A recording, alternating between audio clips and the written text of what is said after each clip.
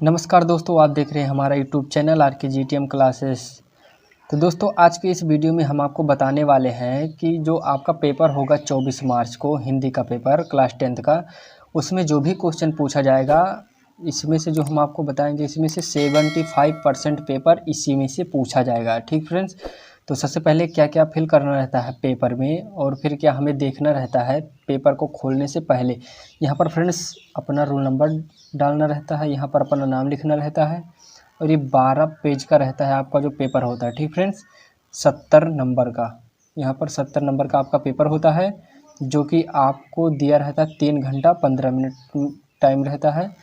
और इसमें जो है आपको 15 मिनट प्रारंभ में पेपर पढ़ने के लिए मिलता है। ठीक फ्रेंड्स, 15 मिनट आपको पेपर पढ़ने के लिए मिलता है। तो चलिए फ्रेंड्स, क्वेश्चन नंबर हम फर्स्ट देते हैं, किस टाइप का क्वेश्चन पूछा जाता है। तो इसका फर्स्ट का है, निम्नलिखित में से कोई एक कथन सही रहता है फ्रेंड्स, उसमें से आपको जो सत्य है उसको पहचान कर आपको लिखना होता है। ठीक फ्रेंड्स, और इससे आपको 1 नंबर मिल जाता है। इसी तरह फ्रेंड्स आगे की क्वेश्चन की हम बात करते हैं, आगे किस टाइप का क्वेश्चन पूछा जाता है। आगे का क्वेश्चन फ्रेंड्स इसमें रहता है कि निम्नलिखित कृतियों में से किसी एक रचना के लेखक का नाम लिखिए। तो यहाँ पर फ्रेंड्स जैसे किसी लेखक का रचना है, इसको अगर आपको मालूम है तो यहाँ पर सही लेखक का नाम लिखना रहता है, इससे आपको 1 नंबर मिलता है फ्रेंड्स। किसी एक का 4 दिया रहता है फ्रेंड्स, उसमें से किसी एक का लिखना रहता है, उसके लिए आपको 1 नंबर मिल जाता है। ठीक फ्रेंड्स, इसी टाइप से आगे की ओर क्वेश्चन में हम बढ़ते हैं। आगे के क्वेश्चन में है, जैसे इसमें ग नंबर है, जहाज का पंछी के लेखक का नाम लिखिए, यहाँ भी आपको 1 नंबर मिल जाता है। सरस्वती पत्रिका के संपादक का नाम लिखिए, इससे भी 1 नंबर आपको मिल जाएगा। शुक्लोत्तर युग के किसी एक लेखक का नाम लिखिए, इससे भी आपको 1 नंबर मिल जाता है। ठीक फ्रेंड्स, इसी तरह दो नंबर क्वेश्चन है, रीत मुक्त कवियों में से किसी एक कवि का नामोल्लेख कीजिए। ठीक फ्रेंड्स, इसका मतलब है उनका नाम लिखिए और फिर उनकी जन्म और मृत्यु लिखिए। ठीक फ्रेंड्स, अगर उनके माता पिता का नाम मालूम है तो भी लिख दीजिए, इससे आपको 1 या 2 नंबर मिलता है।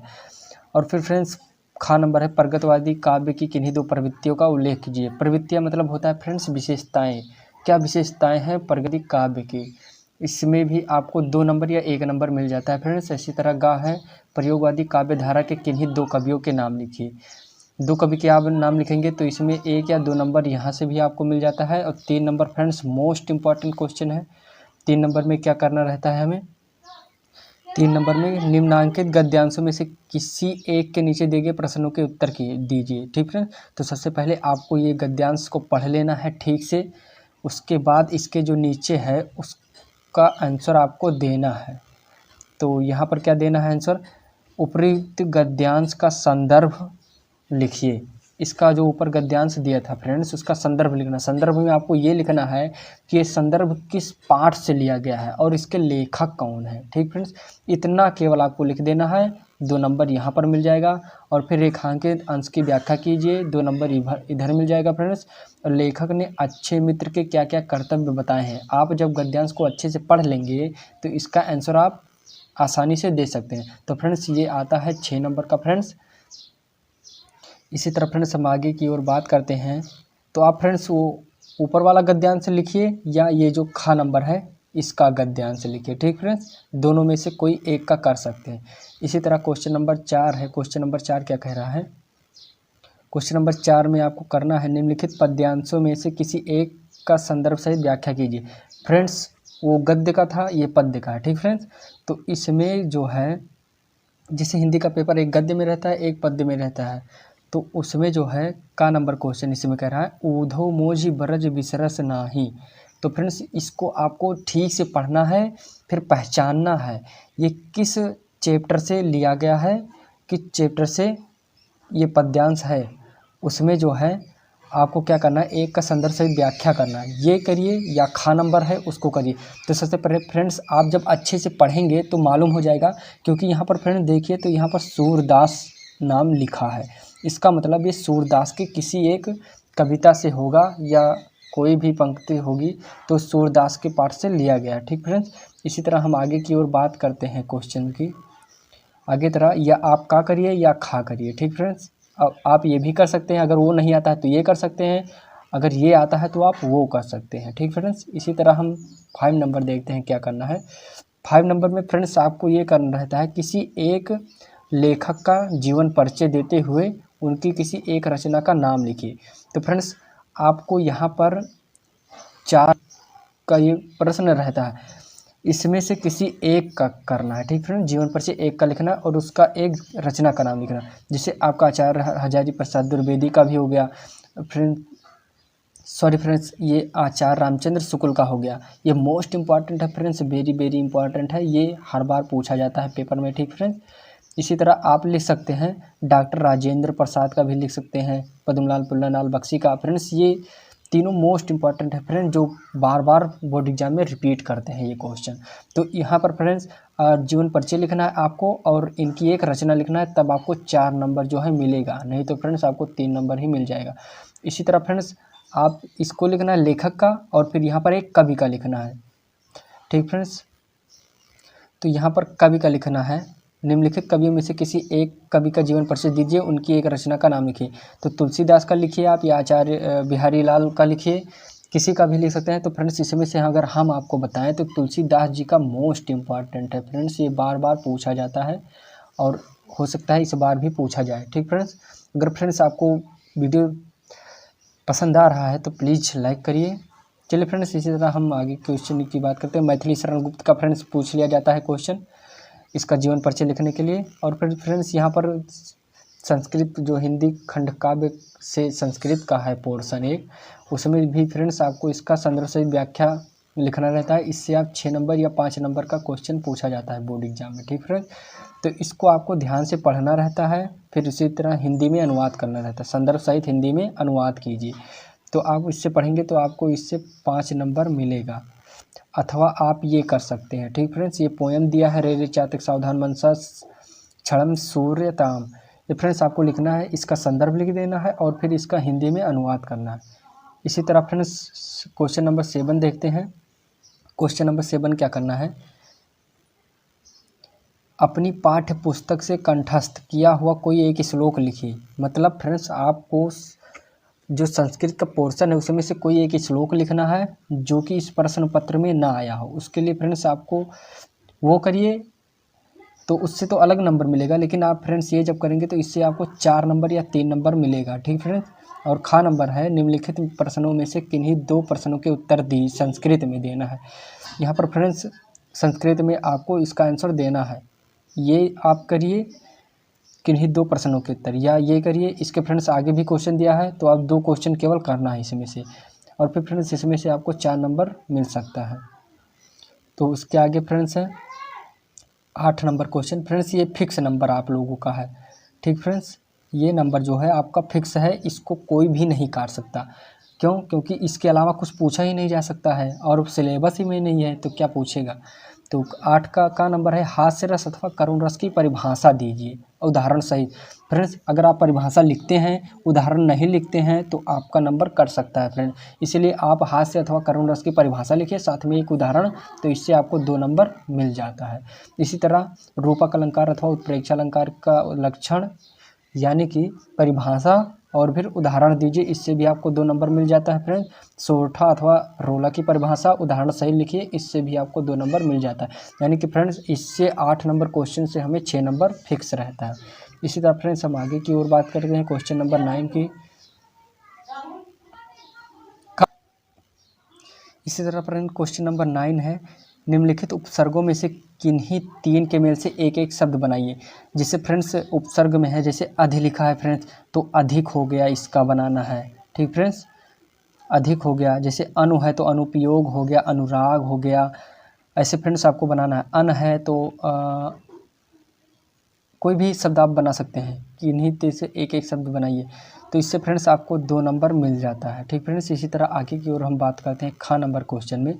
खा नंबर क्वेश्चन में आपको क्या करना है, निम्नलिखित में से किन्हीं 2 प्रत्ययों का प्रयोग करके एक एक शब्द बनाइए। जैसे आई है फ्रेंड्स तो आप लिख सकते हैं यहाँ पर फ्रेंड्स यहाँ पर आप लिख सकते हैं पढ़ाई। ठीक फ्रेंड्स, क्या लिख सकते हैं? पढ़ाई लिख सकते हैं।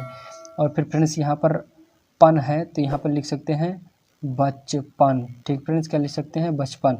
इससे फ्रेंड्स आपको 2 नंबर आसानी से मिल जाता है। इसी तरह फ्रेंड्स आगे की ओर हम बात करते हैं। ऐसे हट का भी आप कर सकते हैं, त्वा का भी। जैसे हट का क्या हो गया? पनघट। पनघट वो नहीं हो सकता फ्रेंड्स।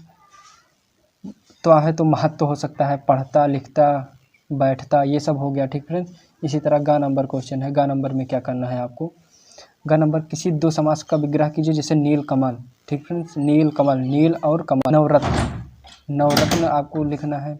पाप पुण्य लिखना है। लंबोदर, लंबोदर यानी जिसका उदर लंबा है वो आपको लिखना है। यहाँ से आपको 2 नंबर मिल जाता है। इसी तरह आगे देखते हैं। घ नंबर में तत्सम रूप लिखना रहता है। क्या फ्रेंड्स? तत्सम रूप लिखना रहता है। इन सब का आपको ऐसे 2 नंबर यहाँ से मिल जाता है। इसी तरह आगे लिखते हैं, देखते हैं। यहाँ पर आपको पर्यायवाची शब्द लिखना रहता है फ्रेंड्स। पर्यायवाची शब्द आपको लिखना रहता है इन सब का। जैसे बादल का पर्यायवाची कमल का, पृथ्वी का, घोड़ा का। यहाँ से फ्रेंड्स आपको 2 नंबर मिल जाता है। इसके आगे हम देखते हैं 10 नंबर का क्वेश्चन। किसी 2 का संधि विच्छेद कीजिए और संधि का नाम भी लिख लीजिए। तथयो और महासधि इत्यादि स्वागतम। इससे आपको 2 नंबर मिल जाता है। इसके आगे देखते हैं। इसमें से विभक्ति, षष्ठी विभक्ति, बहुवचन रूप लिखना रहता है। इससे भी आपको 2 नंबर मिल जाता है फ्रेंड्स, ख नंबर क्वेश्चन से। और फिर इसमें एक धातु लकार पुरुष वचन का नाम लिखना रहता है। इससे भी आपको 2 नंबर मिल जाते हैं।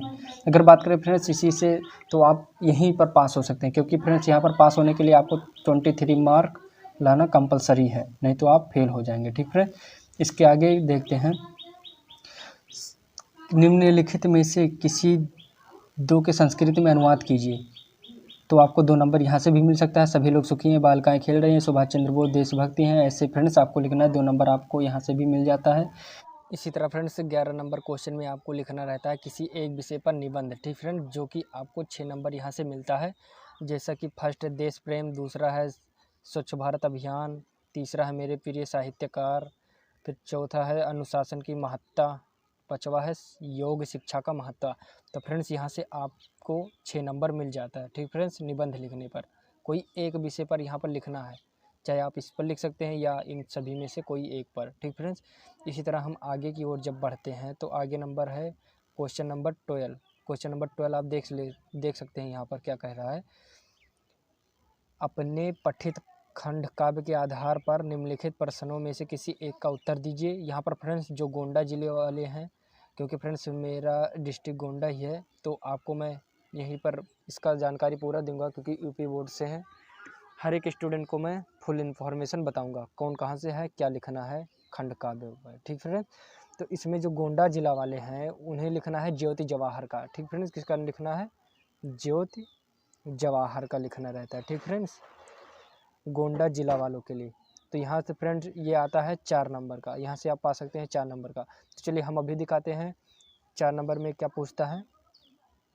यहाँ पर फ्रेंड्स है ख नंबर क्वेश्चन है आपका, यहाँ से 4 नंबर आपको मिल सकता है।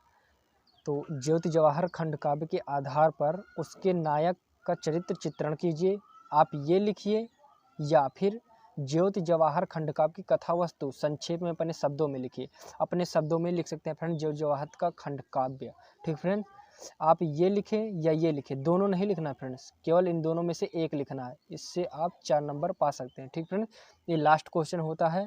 और इसी तरह फ्रेंड्स और ये सब जो दिया है मातृभूमि वाला क्वेश्चन, ये सब फ्रेंड्स ये सब जो क्वेश्चन है ये अलग डिस्ट्रिक्ट वालों के लिए है। ठीक फ्रेंड्स, तो फ्रेंड्स यहाँ पर इतना ही क्वेश्चन पूछा जाता है यूपी बोर्ड एग्जाम में क्लास 10th वालों के लिए हिंदी पेपर में।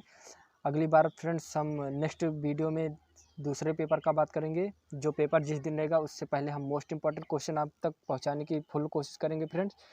तो आई होप फ्रेंड्स अगर आज का वीडियो आपको पसंद आया हो तो प्लीज़ लाइक करिए फ्रेंड्स। अगर चैनल पर आप हमारे नए हो तो प्लीज़ सब्सक्राइब कर लीजिए और बेल आइकन को फ्रेंड्स प्रेस करना मत भूलिएगा। इससे ये होगा कि कोई भी इम्पोर्टेंट वीडियो मैं अपलोड करूँगा तो उसका नोटिफिकेशन तुरंत आपके पास पहुँच जाएगा। तो चलिए फ्रेंड्स, हम तब तक के लिए आपसे नेक्स्ट वीडियो में मिलते हैं। जब तक के लिए जय हिंद, वंदे मातरम।